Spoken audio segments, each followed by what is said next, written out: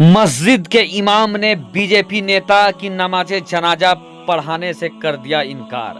फिर मच गया हड़कंप। जी हां दोस्तों, उत्तर प्रदेश, योगी के शहर उत्तर प्रदेश के मुरादाबाद से एक सनसनीखेज खबर इन दिनों वायरल हो रही है और सनसनी फैला रही है, जहां आरोप लगाया गया है कि एक मस्जिद के इमाम ने भारतीय जनता पार्टी के नेता के मौत के बाद उसका नमाज़े जनाजा पढ़ने से कर दिया है इनकार।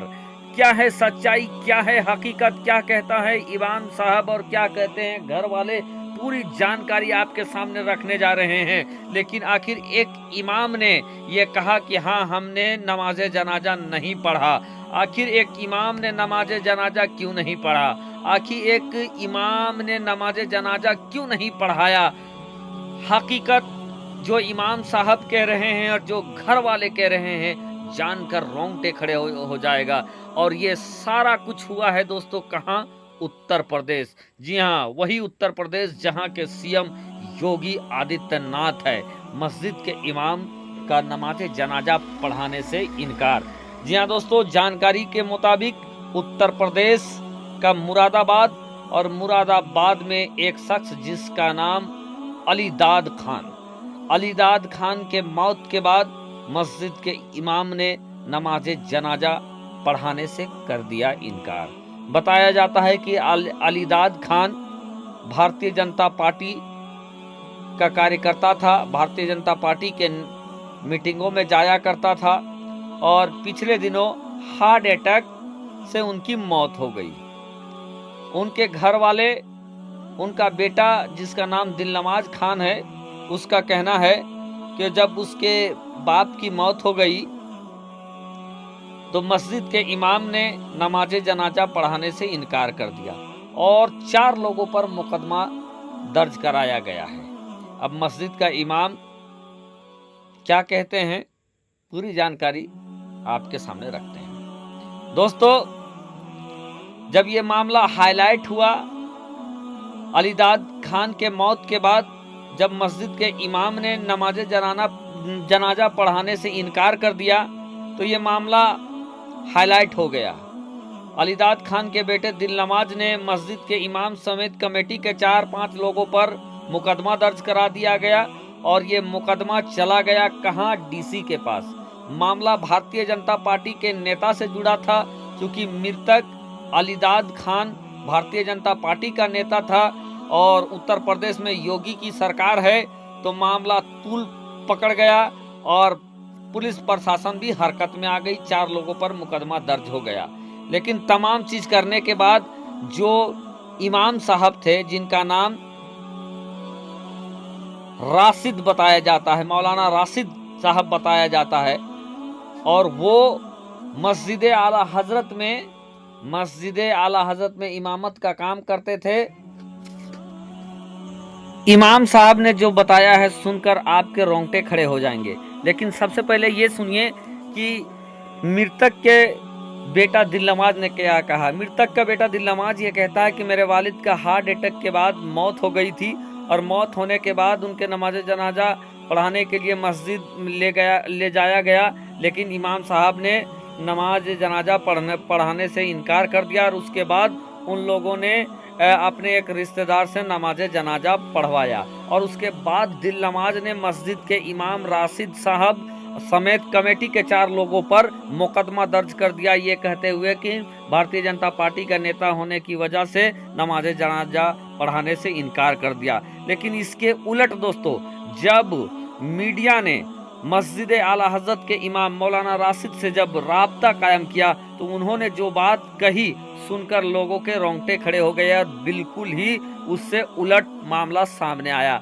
मस्जिद के इमाम का साफ तौर पर कहना है कि ये राजनीतिक मामला नहीं है और मैं मस्जिद का इमाम हूं और मुझे किसी भी पार्टी से लेना देना नहीं है, और अगर मैं किसी भी पार्टी के तरफ से बात कहूँगा तो लोग मुझे इमामत में नहीं रखेंगे। मामला यहाँ राजनीति से जुड़ा नहीं है, बल्कि मामला जो है वो इस्लाम से जुड़ा है, धार्मिक मामला है। दर हकीकत बात यह है कि जो मृतक अलीदाद खान है ये गुस्ताखे रसूल है, नबी की शान में गुस्ताखी करता रहता था अपनी ज़िंदगी में और कई बार नबी की शान में गुस्ताखी किया था। और जिसके बुनियाद पर हमने बिलखुसूस हमने नमाज जनाजा पढ़ने से इनकार किया। मैंने नमाज जनाजा नहीं पढ़ा और उसके बाद इन लोगों ने अपने रिश्तेदार को बुलाकर नमाज जनाजा पढ़वाया। हालांकि मृतक का कोई अपना, जिसकी मौत हो जाती है, जिसकी फौत हो जाती है, उसका कोई अपना नमाज जनाजा पढ़ाए तो ये बेहतर होता है। मैंने इनका नमाज जनाजा नहीं पढ़ा, लेकिन इन्होंने मस्जिद में ही, जो मस्जिद में जहां सभी लोगों का नमाज जनाजा होता है, वहीं इनका नमाज जनाजा हुआ। कमेटी के किसी लोग ने इसका नमाज जनाजा होने से नहीं रोका, बल्कि इसके रिश्तेदार ने नमाज जनाजा पढ़ाया और जहां दूसरे लोगों को दफनाया जाता है वहीं इसको भी दफनाया गया है, यानी अलीदाद खान को भी दफनाया गया है।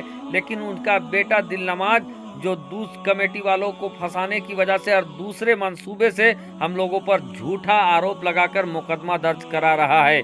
ये कहना है मस्जिद आला हजरत के इमाम मौलाना राशिद साहब का। अब दोस्तों, आप ये बात समझ सकते हैं कि सभी धर्म का अपना अपना धर्म और धर्म गुरु है। कोई शख्स अगर अपने ही धर्म गुरु का अगर अपमान करता है तो हर धर्म के लोग उसका बहिष्कार करते हैं। और ये मामला प्रथम दृष्टता में अगर आप इमाम साहब की बात माने तो ये गुस्ताखे रसूल का मामला लग रहा है। और चूंकि मौत जिसकी हुई थी उसने नबी की शान में गुस्ताखी किया था, तो एक इमाम जो मस्जिद में इमामत करता है वो कतई भी ये बर्दाश्त नहीं करेगा कि वो किसी गुस्ताखे रसूल का नमाज जनाजा पढ़ाए। और यही बात को लेकर इमाम साहब ने खुद नमाज जनाजा नहीं पढ़ा, हालांकि उसके दूसरे रिश्तेदार ने वहीं आकर नमाज जनाजा पढ़ाया और उसको तदफीन भी किया गया। लेकिन चूंकि इमाम साहब के सामने मामला था और वो जानते थे कि जिसकी मौत हुई है वो गुस्ताखे रसूल है, इसीलिए एक गुस्ताखे रसूल का नमाज जनाजा एक इमाम ने नहीं पढ़ाया। अब दोस्तों, इमाम साहब का पक्ष क्या है, उन्होंने अपनी पक्ष रखा, उसके बेटे का पक्ष क्या है, दोनों ही पक्ष हमने आप लोगों के सामने रख दिया है। अब ये पूरा इन्वेस्टिगेशन का मामला है कि इमाम साहब सच बोल रहे हैं, कमेटी वाले सच बोल रहे हैं कि उसका बेटा सच बोल रहा है। इमाम साहब आशिक रसूल हैं या मृतक अलीदाद खान गुस्ताखे रसूल है, ये जांच में मामला सामने आ जाएगा। लेकिन भारतीय जनता पार्टी से जोड़कर इस मामले को राजनीतिक रंग दिया जा रहा है और यही बात है कि ये मामला पूरे सोशल मीडिया में और मुरादाबाद इलाके में चर्चा का विषय बना हुआ है और ये अब वायरल हो रहा है। इमाम साहब ने जो कुछ किया, क्या वो सही है या गलत, कमेंट करके जरूर बताएं। नबी की शान में गुस्ताखी करने वाले का नमाज जनाजा पढ़ाना चाहिए था इमाम को या नहीं, आप जल्दी से कमेंट करके बताइए। या कौन सच्चा है कौन झूठा, बताएं।